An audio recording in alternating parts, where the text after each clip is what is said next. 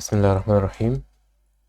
فيديو النهاردة إن شاء الله هيكون بعنوان النستر أو الأكينست. تمام.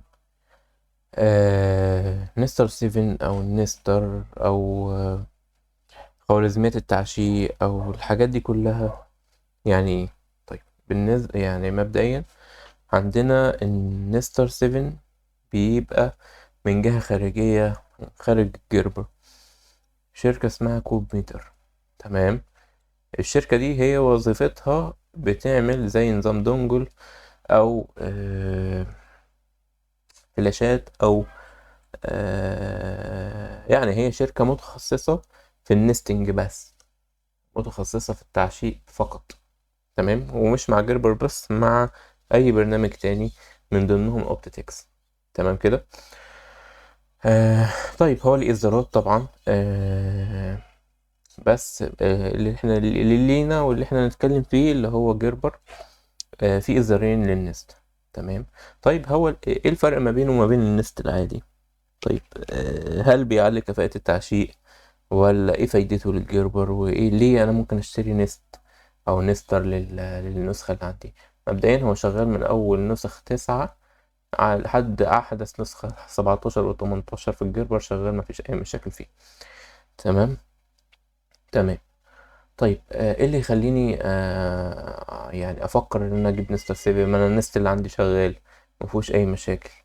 طيب، طب لو النست اللي عندك شغال، انت ممكن تكون في حتت معينة ما بتعرفش،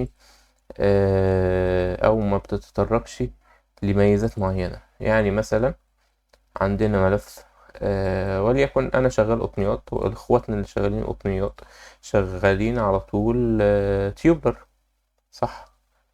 فتيوبلر بيبقى ليه متطلبات، ان هو مثلا التعشيق بيبقى على نص، آه، حاجات كتيرة متطلبات اللي اخواتنا اللي شغالين في التيوبلر وشغالين في القطنيات عارفينها وبيحتاجوها. تمام. جربر 10 مريحنا في الحتة دي الصراحة، مفهوش أي مشاكل. بالنسبة للنسخ الأعلى من 10، حتة النستر بدأت تطبق عليها. النسخة بقت بتيجي يعني معمول لها الليميت شوية في حتة الأكيونست، بحيث إن هي ما تشتغلش بكامل كفاءتها أو بكامل قوتها زي ما كانت شغالة على 10. طبعا الأكيونست اتطور، طبعا الحاجات دي اتطورت، فبالتالي لما بتيجي تعشق على النست العادي حاجة تيوبلر مقاسات كتيرة، بيعشقها لك بالطريقة دي، يعشقها لك انصاص كلها على الجناب.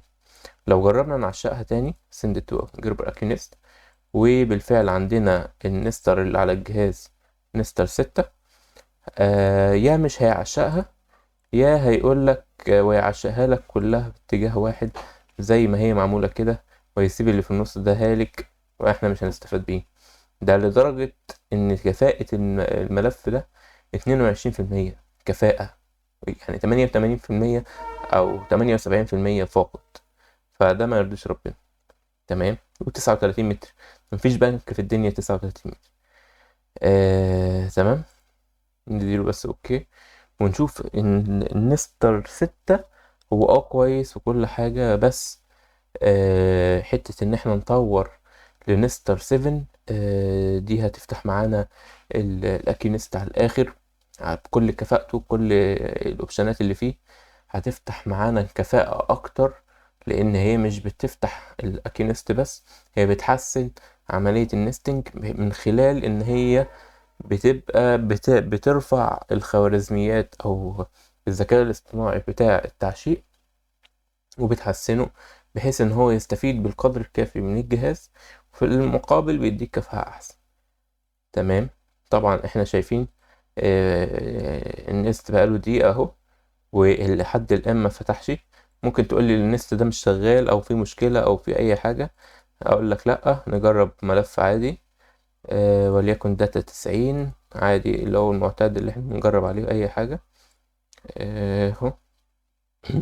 للعلم الفرشة دي متعشقة على نستر 7، هي 6 متر 87 و8 من 10 بكفاءة 90%. لو حد جرب ده، أقصى حاجة تجيبها معاه في أي جهاز بنستر 6 هتلاقيها ب6 متر 93 6 متر 90، فهي بتوفر جامد. تمام، نعشقه ونجرب نشوف ان الاكينست عندنا شغال ولا مش شغال. اخواتنا اللي هم شغالين مع جربر 14 وجربر 13.2 وجربر 16 عندهم مشكلة دايما مع التيوبلر، في مشكلة في البرنامج في حتة التيوبلر، فنستر 7 بيحل الموضوع ده. تمام. نستر 7 ليه نسختين، نسخة بتشتغل على ويندوز 10 ونسخة بتشتغل على ويندوز 11. تمام، النستر شغال معانا اهو بدون اي مشاكل. طيب احنا مثلا لو عايزين نسويتش على نستر 7 اعمل ايه؟ دي ادي انا مطورها. تمام، نقول لها run as وحط الباسورد بتاعها. تمام، نختار منها بس كده نستر سويتشر، مالناش دعوه بقى الادوات. تمام، ونختار منها طبعا زي ما انا قلت ان في 3 اصدارات للنستر. نستر 6.6 دوت النستر العادي الديفولت اللي بيجي مع البرنامج. نستر 7067 ده الميد رينج بتاع النستر، وده الموجود يعني في السوق. نستر 791 هو موجود بس مش اي حد بيعرف يتعامل عليه. تمام، وده بالفعل اللي عندي، وده بالفعل اللي شغال ومستقر عندي. نقول له يس. تمام، احنا فتحنا ده قبل كده ولقيناه 6، هنفتحه دلوقتي هنلاقيه اتحول لنستر 7. نستر 7 بالإصدار اللي موجود قدامنا ده. نقول له اوكي، ونقول له اوكي. نرجع للفرشة بتاعتنا اللي احنا لقينا فيها مشكلة ومش عايزة تتعشق. تمام، اللي هي متعشقة. بص متعشقة ازاي، يعني ده ما يرضيش ربنا. نجربها ونعشقها على جيربر اكيونست. تمام، تفتح معانا الاكيونست دلوقتي اهو. تمام، نقول له اوكي. الاعدادات بتاعتنا الطبيعية، ما بنغيرش حاجة. تمام، نقول له اوكي.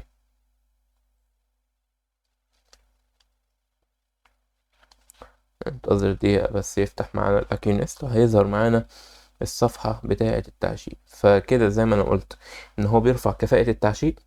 تمام، واللي محتاج يجرب حاجة قبل ما يشتريه يتواصل معايا ويبعت لي اللي هو محتاجه، وابعت له النتيجة قبل والنتيجة بعد.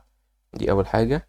بيعشق معاك التيوبلر والبوك فولد بدون اي مشاكل، للناس اللي هي حابة ان هي تطور ويسرع عملية التعشيق معاه.